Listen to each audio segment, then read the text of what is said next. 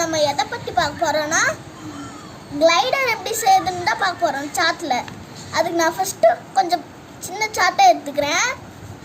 அது இப்படி ஃபுல்லாக வர மாதிரி கட் பண்ணாமல் இப்படி ஸ்கொயர் ஷேப்பில் இப்படி 2 சைடு கட் பண்ணிக்கிட்டு அப்புறம் இது இப்படி பிடிச்சிக்கிட்டு இப்படி மடக்கிக்கணும்.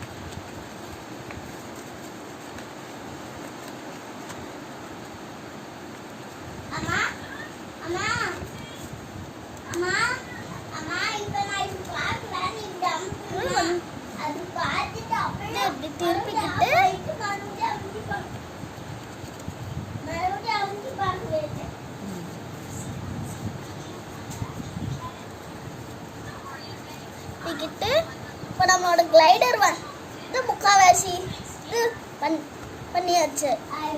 நல்லா இப்படி வச்சுக்கணும். இது பார்த்தீங்கன்னா